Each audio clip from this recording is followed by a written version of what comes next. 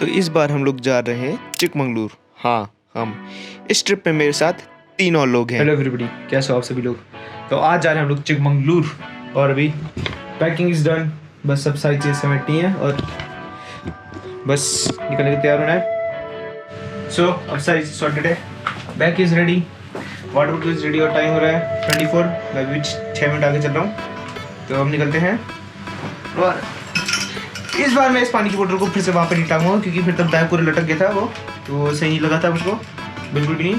और इस बोतल में भी कम पानी आता है तो वो भी डिसएडवांटेज है हल्का सा।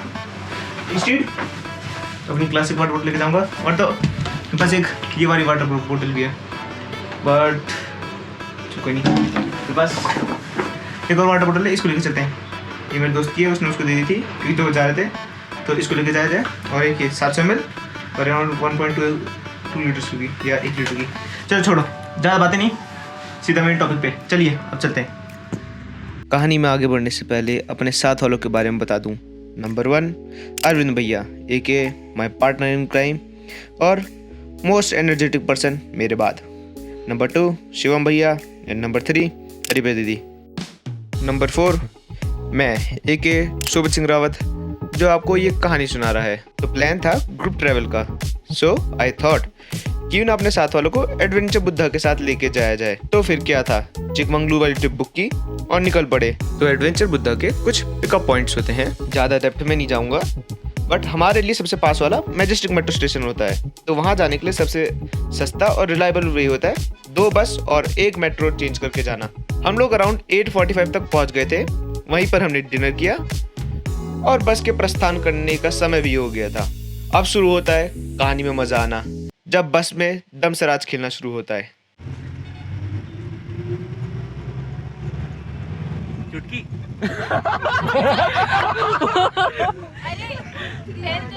खैनी पवा नहीं पावा आधा आधा बीच में वी कैन कंफ्यूज है, वी कैन कंफ्यूज। नहीं वो गलत ही करेगा। मेकअप मेकअप ब्रेकअप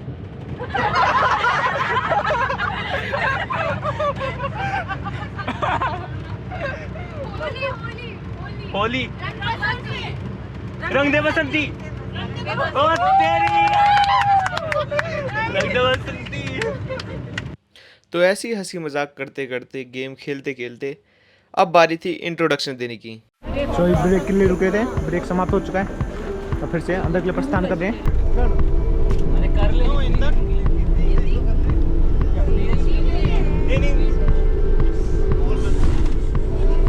वही बताएगा सर।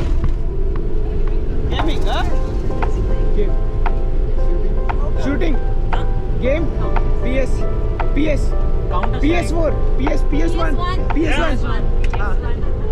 सो हेलो एवरीबॉडी, सुबह हो चुकी है। हम लोग सुबह 5 बजे के अराउंड पहुंच गए थे। उन लोगों ने बहुत देरी कर, हम लोग लेजिट बता रहा हूँ, हम लोग स्टोर रूम के जैसे कमरे में आए। मैं देखो दिखाता हूँ माहौल। ये हमारी दुल्हन तैयार होते हुए, संस्कारी चैनल था मेरा, तो छोड़ो। तो यहाँ पे अभी तक का सबसे ज़्यादा ठंडा है। मतलब कर दे ओह, क्योंकि पूरी कैबेज की खेती है शायद, if I am not wrong, जहाँ तक मुझको देख लगता है, देख के तो ही लगता है। ओहो, चलिए आपको और चीज़ दिखाता हूँ।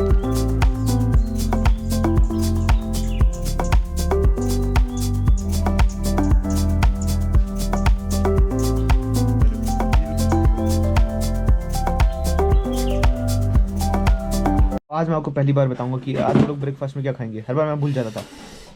तो आज ब्रेकफास्ट में हमारे पास ये ऑमलेट, इडली, चटनी और ये सांभर। और अरविंद भाई ये क्या है? राइस कौन सा राइस? जीरा राइस जीरा राइस। जीरा। और ये हरिप्रिया दीदी, इनने कल बहुत लेट किया। वहीं मिला उसके लिए क्या इधर ही खाओ। नहीं, वो खुद दे देंगे। तो ऑमलेट अच्छा हो रहा है। ब्रेड ऑमलेट ले लिया। ये जहाँ गई तो जाने तो खत्म हो गया था। नहीं सर्व कर रहे हैं, खत्म हो गया। बाबा भी सर्व कर रहे थे। हाँ वही तो लेने गए थे। अब नहीं है।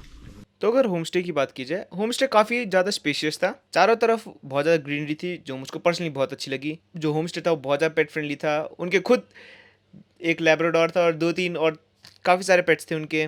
तो हर जगह मुर्गियाँ घूम रही थी जो बहुत अलग से मीन्स एक एक्सपेक्टर टाइप का कहो, बट वो अच्छा लग रहा था। फिर वहाँ पे कई सारी चीज़ें भी थी जो आपको एंटरटेनमेंट करने के लिए हेल्प करेगी, चाहे वो स्विंग की बात करो, वहाँ पे एक हैमक भी था जहाँ पे मैं बैठा, मज़ा आया। तो आज का हमारा फर्स्ट स्टॉप था जेरी फॉल्स।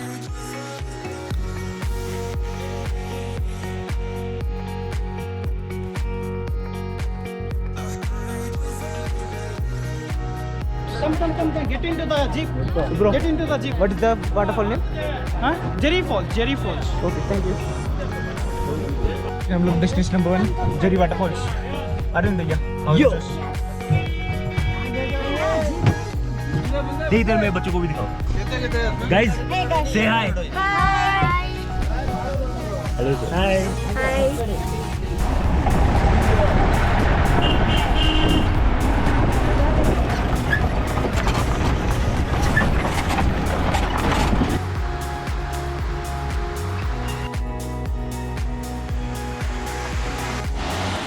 आज जब 2 साल से जिम जा रहे तो ऐसे भी थोड़ी नहीं है कि वाटरफॉल में भी एकदम कपड़े पहन के जाएं, है ना? बात सही है या नहीं है? आ जाओ। मैं अपने मित्र को भी लाते हुए, अरे यार अरे ओहो ठंडा हो रखा है।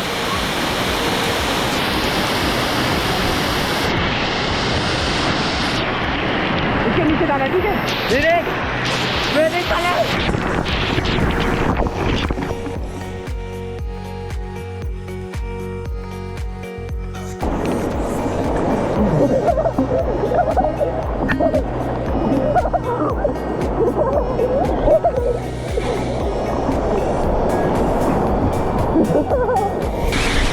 पानी बहुत ठंडा है, बहुत ज्यादा।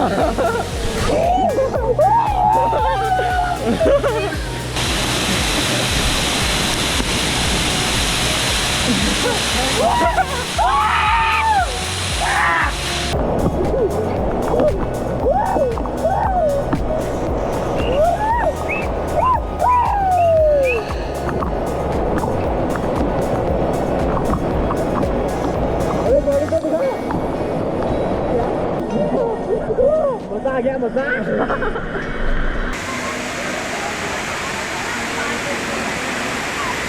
सो हर एक ट्रिप मुझे कुछ ना कुछ नया सिखाती है, कुछ नए लोगों से मिलाती है। वैसे तो मुझे बहुत अच्छे अच्छे ट्रैक लीडर मिले हैं, कुछ नेचर से बहुत जुड़े रहते हैं, कुछ कल्चरली बहुत साउंड इनफ होते हैं, बट इस ट्रिप में बात अलग थी। विशाखा एके विशाखापट्टनम पट्टनम साहिबा को भले ही लोकेशन की हिस्ट्री सिविक्स पता ना हो, पर लोगों को एंगेज कैसे करते हैं वो बहुत अच्छे से आता है। वरना 23 लोगों को एक साथ मिलके एक ही छत के नीचे उन सबको एंटरटेन कराना भी आम बात नहीं है। तो चलिए back to the main story. अब हम लोग जाते हैं बाबा बूडनगिरी वाटरफॉल्स की तरफ। गढ़वाली में बोलूँ तो पंदेरे का पानी भी इससे ज्यादा ही होगा। तो पंदेरा बेसिकली कॉमन प्लेस होती है जहाँ से पूरा गांव ड्रिंकेबल वाटर लेके जाता है। एडिशनली पंदेरा का पानी अनलिमिटेड होता है। तो बैक टू द स्टोरी। वहाँ पे ज्यादा कुछ तो था नहीं, बस पाइनएप्पल बहुत खाए हम लोगों ने।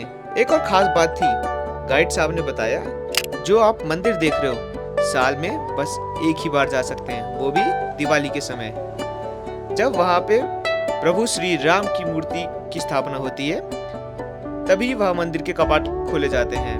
वहाँ से हम लोग गए Mullayanagiri peak, the highest peak in Karnataka. वहाँ से जो सनसेट का व्यू था, दैट वाज इनसेन।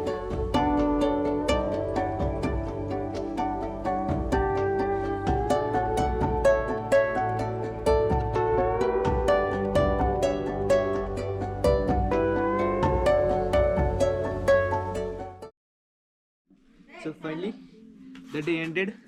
तो आज से पहले हम लोग एक वाटरफॉल में गए थे, नाम मैं डाल दूंगा पर अभी मुझको एग्जैक्टली याद नहीं है। तो उससे पहले हम लोग वाटरफॉल में गए थे जो आपने देखा। तो वहाँ पे हम लोगों ने जस्ट नहाया। उसके बाद हम लोग दूसरे वाटरफॉल में गए थे, वो उतना ज़्यादा सेटिस्फैक्टरी टाइप की फीलिंग नहीं थी। और फिर वहाँ से आने के बाद हम लोग गए थे मुल्यनगिरी पीक, मुल्यनगिरी हिल। तो बेसिकली वहाँ पे एक टेम्पल था, तो उस टेम्पल में जो सनराइज़ था वो बहुत अच्छा था। मतलब वो जस्ट मीन्स वो आज का जिसे वर्थ इट वाला फैक्टर था कि मतलब कि आज कुछ अच्छा किया है।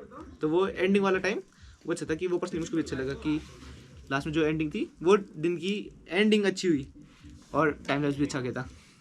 ओवरऑल डे का एंड अच्छा था।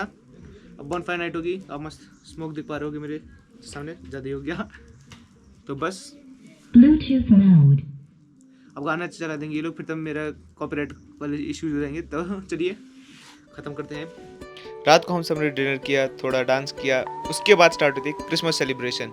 तो ये पहली बार है जब मैं क्रिसमस सेलिब्रेट कर रहा हूँ।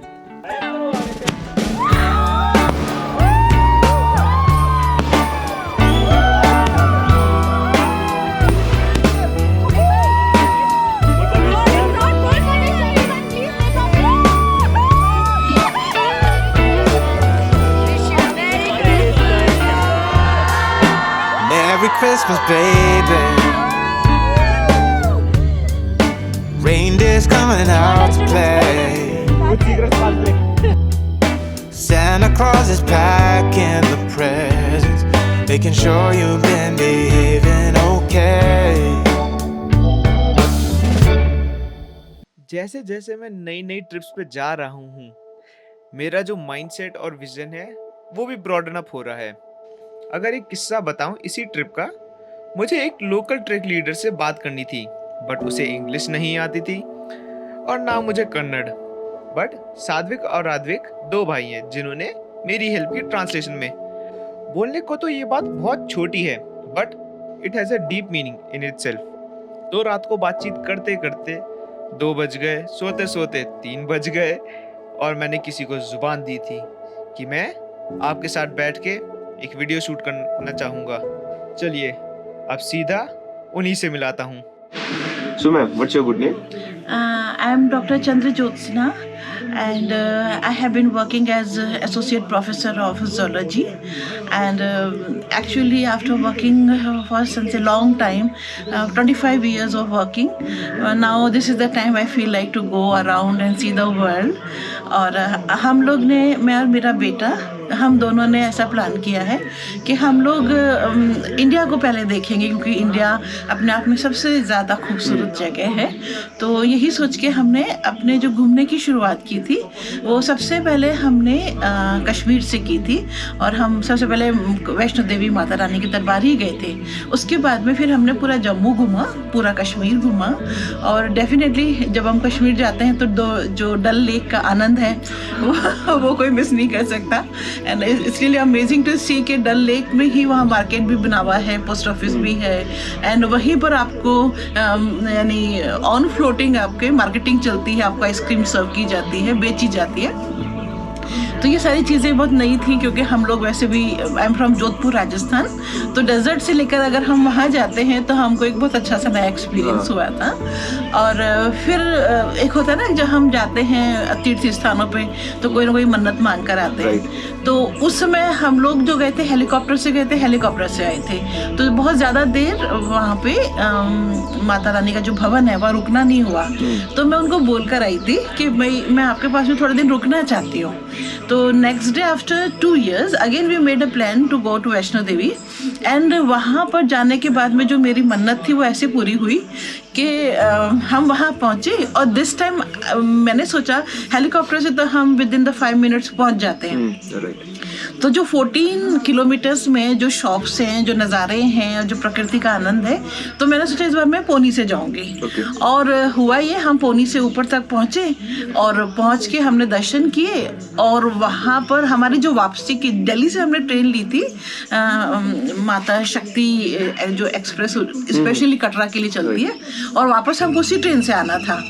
और हुआ ये कि हम ऊपर पहुँच के जब हमको वापस ट्रेन पकड़नी थी, उसी दिन वो बाबा राम रहीम की दिल्ली में दंगे शुरू हो गए, हरियाणा में, and it was all chaos around, and सारी ट्रेन्स बंद हो गई क्योंकि सारी ट्रेन्स के ऊपर उन्होंने तोड़फोड़ शुरू कर दी थी। ट्रेन्स बंद हो गई। एक दिन हमने इंतज़ार किया कि दूसरे दिन चले जाएंगे, दूसरे दिन, तीसरे दिन, जो मैंने माता रानी को बोला था कि माता रानी मुझे आपके पास रहना है, तो 3 दिन तक मैंने कहा अच्छा किया माँ, आपने मुझे इस तरह से रोका है अपने पास। एंड फ्लाइट की टिकट्स ऐसी भी हो रही थी कि जो हमारी 3000 की फ़्लाइट थी जम्मू से दिल्ली के लिए, वो सीधे 10,000 की हो गई थी। फिर और कोई रास्ता भी नहीं था, तो मैंने मेरे बेटे ने 20,000 में 2 फ्लाइट टिकट्स, बिकॉज हमको किसी तरह से दिल्ली पहुंचना था। और जो माता रानी को मैंने फिर भी उनको प्रणाम किया कि आपने 3-4 दिन तक मुझे अपने पास बहुत प्यार से रखा है। एंड तो ये एक अलग एक्सपीरियंस था, बिकॉज 4 दिन तक हम सिर्फ ट्रैवल एजेंट्स के जो टेंट्रम्स होते हैं उस समय, हाँ, कि अभी तो 3 था मैडम, अभी 8 हो गया है, अभी भी 4 था मैडम, 10 हो गया है। तो एक एक्सपीरियंस बड़ा बनारस का चले बनारस चलते। तो बनारस में एक्चुअली जैसे हरिद्वार में जो गंगा जी का फ्लो है एकदम क्लीन है, लेकिन थोड़ा सा मुझे यहाँ पर मैं आपके ज़रिए ही कहना चाहूँगी कि भारत की जनता को पहले सोचना चाहिए, बिकॉज जो लोग वहाँ डुबकी लगा रहे हैं, जो लोग वहाँ नहाने जा रहे हैं, वो ही गंगा को गंदा कर रहे हैं, है ना। मैं ये नहीं कहती कि भारतीय सरकार की इसमें कोई एफर्ट्स नहीं है। उन्होंने जगह जगह प्लांट्स लगा रखे हैं, वाटर प्यूरिफाइंग प्लांट्स लगे हुए हैं, क्लीनिंग प्लांट्स लगे हुए हैं। In spite of that, devotees who are going for dipping, they are actually polluting, और कई तरीके से हो रहा है पॉल्यूशन, वाटर पॉल्यूशन। और इस तरह से बनारस की जो मुझे थोड़ा सा गंगा साफ नहीं लगी, लेकिन ठीक है, एक होता है अपने भारतीय संस्कारों में कि हमको एक डुबकी लगानी है, लेकिन उस डुबकी लगाने के बाद में मैं 3 दिन तक बुखार में रही क्योंकि इन्फेक्शन कह लो या जो भी था। तो थोड़ा सा हम सबको, बिकॉज आपके ज़रिए आप बहुत अच्छा काम कर रहे हो इसमें शोभित, तो मैं ये कहूँगी कि हम सभी जो भी लोग जा रहे हैं डुबकी लगाने या दर्शन करने या जो भी अपनी आस्था को हम प्रकट कर रहे हैं, तो हम सफाई रखने में पूरा सहयोग करें। और मैंने एक डॉक्यूमेंट्री देखी थी कि 2 इंजीनियर्स थे, मैं नाम अभी याद नहीं आता, वो ऐसे ही गंगा जी के दर्शन करने वाराणसी गए, तो बहुत सारे फूलों को फेंका जा रहा था, बिकॉज मंदिरों में बहुत सारे फूल चढ़ाए जाते हैं। तो उन्होंने उसी को लेकर एक अपना स्टार्टअप शुरू किया, और उन फूलों को सुखाकर उन्होंने 2-4 लेडीज हायर की, सुखाकर उन्होंने अगरबत्तियां बना ली। हाँ, तो अगरबत्ती का उनका स्टार्टअप इतना अच्छा चल गया कि जो भगवान विश्वनाथ के चरणों में चढ़ा हो फूल, उसकी अगरबत्ती हमारे घर में जल रही हो, एक हाँ फीलिंग आ जाती है। तो वो चीज़ उन्होंने वहाँ पे, तो इसी तरह से कुछ हमको अच्छा पॉजिटिव सोच लेना चाहिए ताकि हम गंगा जी को गंदा नहीं करें। और मीनवाइल साथ में हमने भगवान विश्वनाथ के दर्शन भी किए, वहाँ पे रुद्राभिषेक भी किया, और सब कुछ वहाँ पे क्या होता है, कहीं कहीं हमको भक्ति में डिसिप्लिन दिखता है, बिकॉज हम जब वहाँ गए तो उस समय सावन के सोमवार चल रहे थे, एंड वो 4था सोमवार था, लास्ट सोमवार था। एंड हमने तो क्या किया था, दर्शन और रुद्राभिषेक के लिए टिकट ले लिया था, लेकिन जो लोग पैदल चल के आए थे, है ना, और जो लोग दर्शन करने आए थे सिर्फ उसी दिन के लिए, आप यकीन नहीं करेंगे 10 किलोमीटर डिवोटीज और जो कावड़िए थे वो ठंडी जमीन पर, सड़क पर लाइन से बैठे हुए थे। और जैसे जैसे अब आप जानते हैं ना, लाइन एक एक आगे बढ़ती है तो वो सरकता ही है व्यक्ति। आप सोचो कितने लंबे समय से वो सरकते सरकते आगे बढ़ रहे थे, एंड इतना डिसिप्लिन से। वहीं पर जो उनको भोजन है, वो कुछ ऐसी संस्थाएं होती हैं जो अपना सेवा भाव रखती है, उनको भोजन पानी वो उठ के ले भी लेते, जो भी भोजन करना होता है। लेकिन मैंने कभी भारत में इतना अच्छा डिसिप्लिन डिवोटीज का, जो या तो गुरुद्वारों में होता है कि हाँ भाई सब लोग सेवा करते हैं, पोछा झाड़ू करते हैं, है ना, भोजन की में हेल्प करते हैं, लेकिन यहाँ पर हर व्यक्ति भगवान के दर्शन करने के लिए चुपचाप लाइन में बैठा है। और इतने मासूम से नीरे से गाँव के लोग या कांवड़िए जिनको बस ये भक्ति है कि हमको अपने भगवान विश्वनाथ से मिलना है ना, तो वहाँ मुझे बहुत एक अच्छा फील आया। एंड ट्रैफिक का सिस्टम भी बहुत अच्छा हो जाता है, उन लोगों को सपोर्ट करता है। ट्रैफिक ब्लॉक कर देते हैं वो लोग कि आज ट्रैफिक नहीं चलेगा, क्योंकि ये सब लोग दर्शन के लिए लाइन में बैठे हैं। हमारे भी अच्छे से दर्शन हुए और उनके भी दर्शन बड़े साथ साथ अच्छे से चल रहे थे। तो हम हमेशा क्या होता है, ह्यूमन नेचर होता है कि कहीं भी जाओ तो आप कुछ ना कुछ नेगेटिव पॉइंट निकालते हैं, फिर हम उसे क्रिटिसाइज करने लग जाते हैं। ये एक आम हमारा दृष्टिकोण हो जाता है, लेकिन वो नहीं होना चाहिए। मैं ऐसा मानती हूँ शोभित कि हम कहीं भी जीवन के जो एस्पेक्ट है उसमें प्लस पॉइंट्स भी होते हैं, माइनस पॉइंट्स भी होते हैं। वैसे ही हमारे नेचर में भी या हमारे आसपास के लोगों में भी और वातावरण में भी। तो ये आपका थिंक प्रोसेस होना चाहिए कि हम सिर्फ पॉजिटिव चीज़ों को देखें। अगर नेगेटिव चीज़ें इग्नोरेबल है तो इग्नोर कर देना चाहिए, है ना। अगर एक लिमिट तक नहीं है तो फिर आप अपना पॉइंट रखें। लेकिन हाँ, जहाँ पे इग्नोरेबल है वहाँ ज़रूर करना चाहिए, क्योंकि हर समय हम नेगेटिव होके जिएंगे तो हम खुद कैसे पॉजिटिव रहें। No doubt. बिल्कुल। So these are the certain places. Now come to Chikmagaluru. Actually हम लोग बेंगलोर अभी 8 महीने पहले आए थे। मेरे बेटे की इधर जॉब लगी थी। कंपनी का नाम तो अभी नहीं बताऊंगी। तो हम लोग जैसे एक ट्रैवलिंग का भूत सवार है, और जैसे अभी मैंने आपको बताया ट्रैवलिंग या ट्रैवलर्स जब हम घूमते हैं, जब हम चाहे पहाड़ों पे घूमें, रेगिस्तान में घूमें, या हम किसी भी जगह पे जाते हैं, तो हम सच्ची बताऊं हम खुद को प्यूरिफाई करते हैं, हम खुद को एनालाइज करते हैं। एंड बेसिकली मैंने कई बार ये सुना है कि जो सोलो ट्रैवलर्स होते हैं वो अगर सोलो ट्रैवलिंग करते हैं तो वो कहते हैं कि वो आनंद ही अलग है। तो मैं सोचती हूँ कि सोलो ट्रैवलिंग में क्या आनंद होता होगा। भाई एक ग्रुप है, वो ग्रुप एंजॉय कर रहा है, गाने गा रहा है, साथ में खा रहा है, पी रहा है, आनंद तो वो होता है। पर सोलो ट्रैवलर का आनंद होता है कि वो खुद को एनालाइज कर रहा होता है, वो खुद को प्यूरिफाई, डिटॉक्सिफाई कर रहा होता है। तो मैं और मेरे सन जो है, इस बार हम चूंकि बेंगलोर हमारा शिफ्टिंग हुआ था, तो first of all we decided to roam the Bangalore completely. तो हम हर संडे वीकेंड पे हमने एक एक करके 2-2 स्पॉट हम पूरे बेंगलोर को घूमा। बेंगलोर की हम जब भी कहीं जाते हैं पूरी उसकी हिस्ट्री पढ़ के जाते हैं। फिर हमको ये मालूम पड़ा कि यहाँ पे जो महाराजा साहब थे और उन्होंने किस तरह से केम्पेगौड़ा जी ने पूरा के पूरा, और उससे पहले जो इतिहास रहा है टीपू सुल्तान का, है ना। और ये सब हमने पढ़ के फिर हम जाते हैं वो देखने के लिए। पैलेस वगैरह भी हमने सब देखे। तो अब यहाँ पर भी कुछ चीज़ें ऐसी हैं कि टिकट्स कभी कभी बहुत ज़्यादा होते हैं। ये मैं कहना चाहूँगी क्योंकि ये नेगेटिव पॉइंट नहीं है, बिकॉज आपको सिर्फ अर्निंग करनी है। मैं मैसूर पैलेस की बात करूँगी, मैसूर पैलेस नहीं, आई एम सॉरी, बेंगलोर में जो पैलेस, हाँ, they are charging 400 rupees for the tickets and 2 galleries दिखा के और 2 कमरे दिखा के रखे, और उन्होंने ना तो वो history, there is no guide, आपको ईयरफोन के थ्रू आपको हिस्ट्री सुनाई पड़ेगी, और आपको डायरेक्टली हिस्ट्री बताने वाला या वहाँ पे लिखा हुआ ऐसा बुलाने, वहाँ पे बताने वाला कोई उपलब्ध नहीं है। तो कभी मनी माइंडेड नहीं होए, कभी आपको ऐसा लगता है कि यहाँ की हिस्ट्री या मेरे घर की जो भी हमारे पूर्वज रहे हैं वो शान है, तो आप उनको फिर आप पैसे को ना देखिए, आप इंफॉर्मेशन दीजिए। तो ये मैं आपके ज़रिए ही मैसेज देना चाहूँगी। और बाकी बेंगलोर हमको इतनी खूबसूरत हरियाली है, इतनी खूबसूरत गार्डन्स है, कब्बन पार्क है ना, लाल बाग, और सबसे अच्छी बात बेंगलोर की ये है कि आपको बहुत रीजनेबल रेट्स पे पूरा भरपेट खाना मिलता है। आप इडली लेना चाहे, डोसा लेना चाहे, and the people are so ground to level, इतना मीठा। अच्छा, मैंने इसे मैं कंपेयर नहीं करूँगी, लेकिन यूजुअली एक डिफरेंस होता है कि एग्रेसिवनेस का, है ना। तो मैं इंडिया के डिफरेंट पार्ट्स को कंपेयर नहीं करती, लेकिन हाँ, नॉर्थ इंडियंस को मैं बहुत अप्रेज करूँगी इस बात के लिए कि वो एकदम शांत होते हैं। किसी बात में मैंने किसी को आज तक झगड़ा करते हुए नहीं देखा। जैसे ट्रेन में अगर आपको अपनी पसंद की सीट नहीं मिली तो तुरंत इंसान टीटी से झगड़ने या आर्ग्यूमेंट्स करने पहुंच जाता है। ये तो एक आम दृश्य है। लेकिन यहाँ पर अगर किसी ने, बस ने आपके ऑटो को हिट कर दिया, तो उसने उतर के प्यार से बोला कि आपकी बस ने मेरी ऑटो को हिट किया है, और वो हाथ जोड़ के माफ़ी मांग रहा है और कह रहा है मैं आपके पैसे भर दूंगा। ये बात ऐसी हो रही है जैसे हम आपस में साधारण बातचीत कर रहे हैं।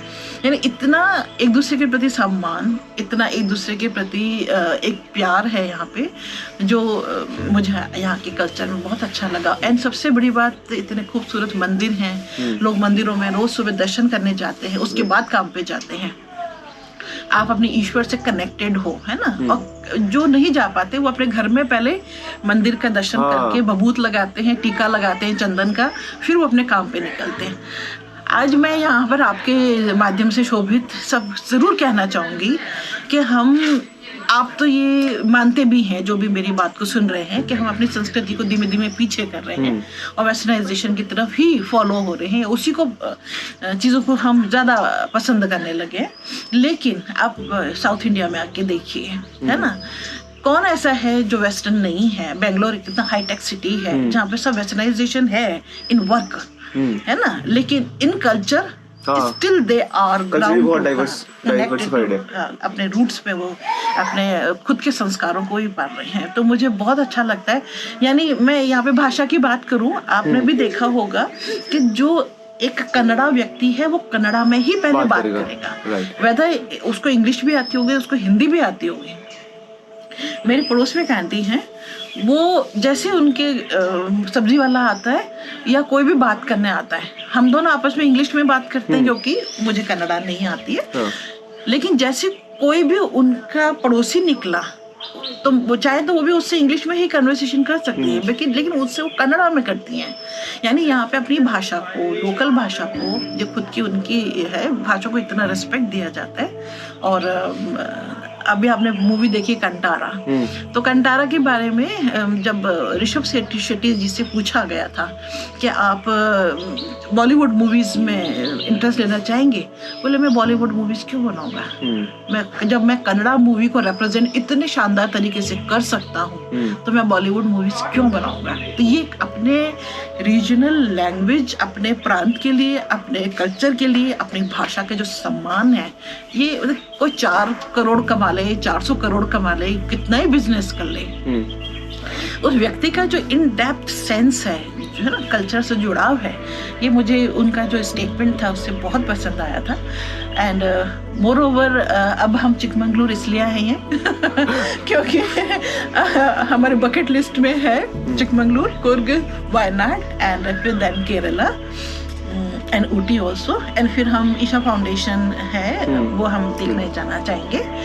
तो अभी हमारा यही था कि हम थोड़ा सा वेस्टर्न घाट को देखते हैं, बिकॉज हम वेस्टर्न घाट्स में हमने अभी तक तो हम जिसे पढ़ते आए थे अपने ज्योग्राफिकल बुक्स में, it's full lush green evergreen forest is there. तो हमने कहा कि चलिए अगर सवाना फॉरेस्ट है यहाँ के जो फॉरेस्ट है वो सवाना फॉरेस्ट है, तो ये जो फॉरेस्ट है and these are always evergreen, सदाबहार वन कहते हैं इनको।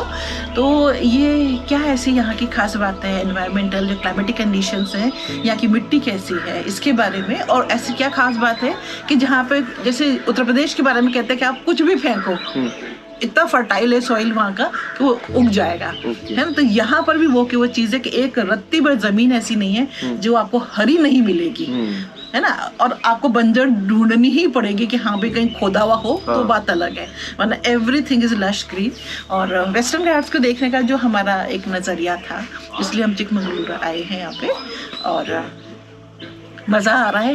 एंड सबसे एक अच्छी उपलब्धि ये भी रही कि हमको शोभिताप मिले हैं। I am so grateful to you बेटा कि आप इतना अच्छा अपना काम कर रहे हैं और आप हमेशा ये इतने अच्छे प्रयास करते रहें। बिकॉज जब भी हम किसी ट्रैवलर से बात करते हैं या हम किसी भी व्यक्ति से बात करते हैं तो हम सिर्फ उसका इंटरव्यू या उसका हम अपने पर्पस के लिए ब्लॉग ही नहीं बना रहे होते या ब्लॉग नहीं बना रहे होते, हम खुद भी बहुत कुछ उन व्यक्तियों से भी, because I myself is thinking like you are a smart guy और आप मुझसे एज में कम हैं, लेकिन आपका जो जुनून है, जो पैशन है, ये बहुत अच्छा है। आज एक आम लड़का होता तो सुबह उठ के सिर्फ अपना मोबाइल में लगा होता बट सिंस तो शोभित इतनी देर से मैं जो आपको अपने घूमने की जर्नी और सारी बातें आपको बता रही थी और साथ साथ में जिक्र कर रही थी कि मैं और मेरा बेटा हम दोनों साथ में घूमते हैं। तो ये है मेरे ट्रैवल पार्टनर, मेरी बड़ी और मेरे बेस्ट फ्रेंड और मेरा बेटा आशुतोष है।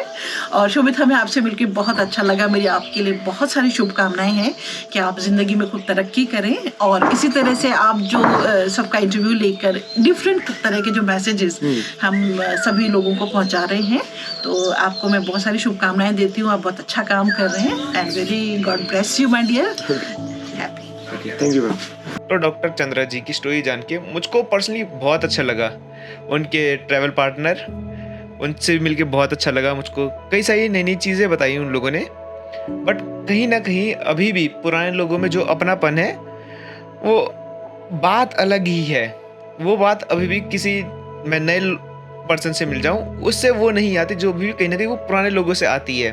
तो हुआ यूं कि हमारी बस खराब हो गई, तो वहीं पे बैठे रहे। हम लोगों ने फिर से गेम खेलना शुरू किया। तो चलिए अब आपको पट्टनम साहिबा की ट्रैक लीडर बनने की स्टोरी के बारे में बताया जाए। So what's your good name? Myself Vishakha, and I'm a trek lead for this trip Chikmagalur. वैसे तो मेरे को ना ट्रैक्स बहुत ज़्यादा पसंद है, ठीक है, बट लोगों के साथ मिल के उनके एक्सपीरियंस शेयर करना, अपने एक्सपीरियंस उनके साथ शेयर करना, वो एक अलग ही मज़ा है उस चीज़ में। और इस ट्रिप में तो मैं बहुत सारे लोगों से मिली हूँ। मतलब जब मेरी पहली ट्रिप स्टार्ट हुई थी, आई थिंक मैं लोगों के साथ उतना मिंगल नहीं हो पाई थी, ना मैं किसी को करवा पाई थी, but this trip was awesome. सब लोग अपने में मतलब ऐसे घुले मिले ना, लग ही नहीं रहा है कि कोई अलग से आया था ट्रिप पे, नहीं, ऐसा लग रहा है सब अपने ही साथ आए थे। And everyone knows each other, सब किसी को कुछ भी बोल के चिढ़ा रहे हैं, कुछ भी कर रहे हैं। मेरे को तो लोग विशाखापट्टनम को बोल के चिढ़ाते हैं, भगवान जाने। और ये अंडर 18 है जो ये वीडियो बना रहा है, ये अंडर 18 है। भाई आप लोग जानते मैंने हैं ना? इसका नाम अंडर 18 रखा है। सो फाइनली ओवरऑल मेरी ट्रिप बहुत अच्छी है और मेरे को इन लोगों के साथ सच में बहुत मज़ा आ रहा है। These people are really cooperative और आई होप कि मैं इन लोगों से दोबारा मिलूँ, स्पेशली -18 वाले लोगों से मैं जल्दी ही मिलूँ। बस डिस्काउंट करा देते रहना। डिस्काउंट मैं करवा दूँगी, अगर आप आ रहे हो तो definitely do let me know. चलो बाय। धन्यवाद। अब हम लोग जाते हैं सिरी कैफ़े, जहाँ से मैं लेता हूँ एक कोल्ड कॉफ़ी और वो बहुत टेस्टी होती है। सेकंड स्टॉप रहता है बेल्लूर में, बेल्लूर का श्री चन्नकेश्वर स्वामी टेम्पल। ये टेम्पल बिल्ड हुआ था 1163 AD में by a minister of Hoysala empire king Narasimha first. The temple was magnificent and huge और stone carving was so detailed. चाहे कुछ भी कहो, इंडिया की कल्चरल रिचनेस टेम्पल देख के ही बताया जा सकती है। अगर एक कंक्लूजन दूं, अगर आप कहीं पर भी जा रहे हो, एक ट्रैवलर पर्सपेक्टिव ज़रूर रखना। लोगों से मिलो, उन्हें जानो। अरे दोस्त, दिल खोल के तो देखो, दुनिया तुम्हारे साथ है। और भी बहुत सारी कहानियाँ हैं जो आप लोगों तक लानी है। जाते हुए बस एक बात बोलना चाहूँगा, thank you adventure Buddha for having me, और हमारे तीनों ट्रैक लीडर राजशेखर, जैस्मिन और विशाखापट्टनम को भी, जिन्होंने हमको इतना ज़्यादा एंटरटेन किया और हमारे पूरी जर्नी को एकदम एक मेमोरेबल जर्नी बनाया। अब मिलते हैं आपसे 2023 में। आशा करता हूँ आपके सारे के सारे न्यू ईयर रेजोल्यूशन पूरे हो। चलिए फिर, बाय नहीं, सी यू। सब्सक्राइब कर देना अगर मन करे तो। मैं अब आपसे मिलूँगा एक और नए ट्रैवल एडवेंचर के साथ। Until then, see you. Ready? 1, 2, 3 start.